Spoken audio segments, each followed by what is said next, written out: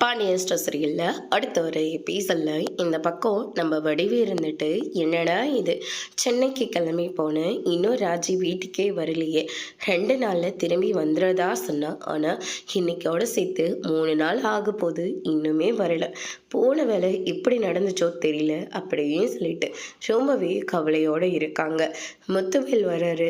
என்னங்க உங்களுக்கு ஏதாவது விஷயம் தெரிஞ்சதா அப்படின்னு சொல்லிட்டு கேட்கவும், எதை பற்றி கேட்குற அப்படின்னு சொல்லிட்டு முத்துவேல் கேட்டுக்கிட்டு இருக்காங்க.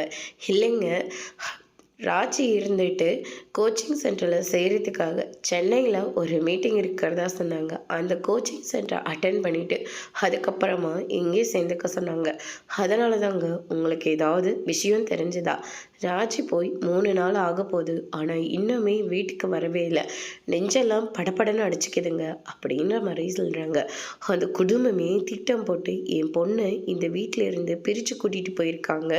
நீ என்னடனா அவளை பற்றி கவலைப்பட்டுட்டு உட்காந்துக்கிட்டு இருக்க. நம்மளை பற்றி கொஞ்சமாவது அவள் யோசிச்சிருந்தா அவள் இப்படிப்பட்ட காரியத்தை அவள் செஞ்சிருப்பாளா அப்படின்ற மாதிரி சொல்கிறாங்க. என்னங்க நீங்களும் இப்போ மனசு மாறிட்டீங்களா? நான் ஒன்றும் மாறல, அவங்க எல்லாரும் சேர்ந்து என்னை மாற்றிட்டாங்க. எனக்கு நல்லது பண்ணுறத நினச்சிக்கிட்டு மறுபடியும் எனக்கு தேடி தேடி அவமானத்தை மட்டும்தான் அந்த கோமதி எனக்காக கொடுத்துக்கிட்டு இருக்கா அப்படின்ற மாதிரி முத்துவேல் ரொம்பவே கோவப்படுறாங்க. இந்த பக்கம் கதிரும் ராஜியும் அவங்களோட வாழ்க்கையை சந்தோஷமாக ஆரம்பிக்கிறாங்க. அதோடு இன்னைக்கான பிரம முடிச்சிருக்காங்க.